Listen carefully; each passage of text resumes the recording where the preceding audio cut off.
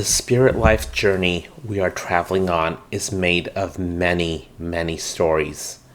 Our perceptive mechanisms, such as eyes and ears, and the mind we use to turn sensations into ideas, plays a critical role in creating each story we live out on our spirit life journey. We often find ourselves amidst multiple stories. Each story we find ourselves in is our own creation. If we encounter adversity, it's because we wrote it into our story. We often don't put ourselves in adverse or undesirable situations consciously. How many times have you heard an author mention the story they wrote ended differently from what they originally intended?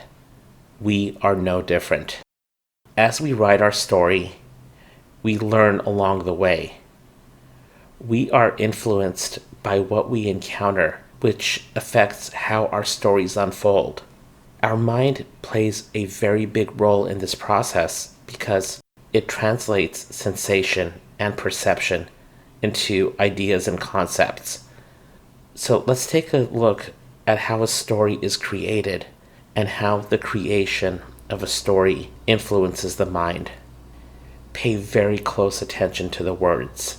If words are not given thought and are not chosen carefully, we could find ourselves unwittingly writing the story of imprisonment and death and being the main character in that story. Remember, every word you utter is a spell. That's why words are spelled before they are spoken.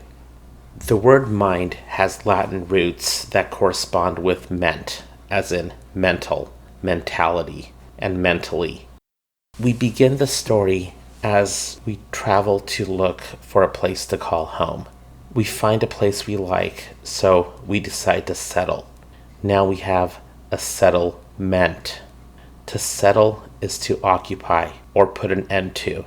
The story of settling assumes a journey that has an endpoint.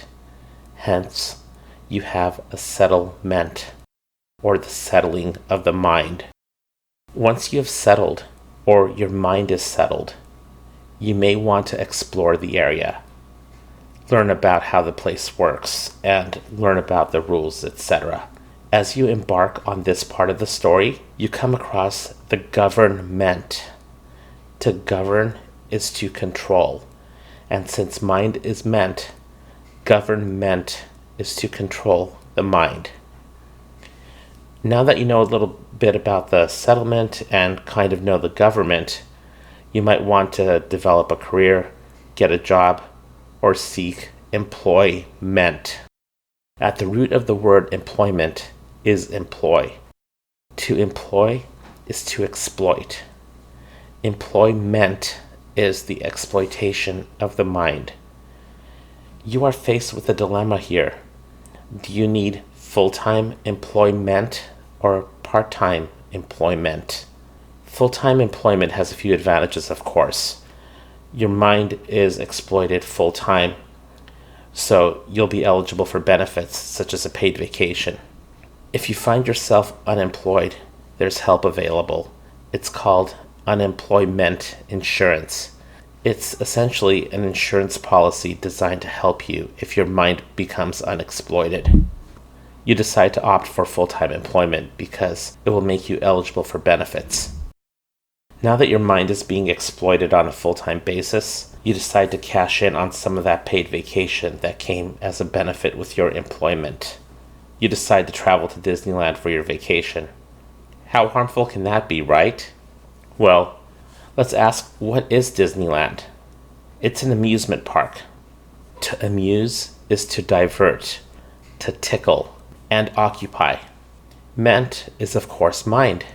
So you're taking a vacation to the amusement park because it is a park where your mind becomes tickled, diverted, and occupied. You have held full-time employment for many years and finally decide to cash in your retirement benefits. Now you're eligible for retirement. To retire is to surrender.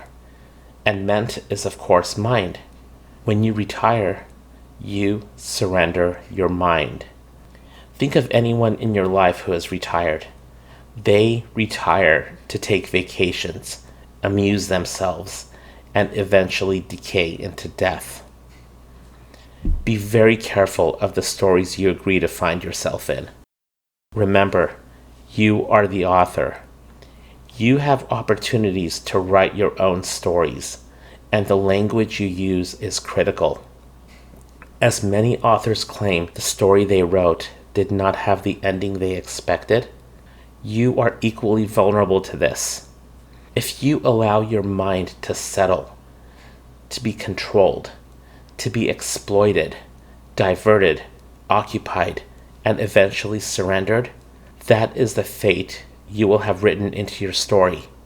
Ask yourself whether your purpose and destiny includes settling, being controlled, being exploited, or whether your mind is meant to be surrendered.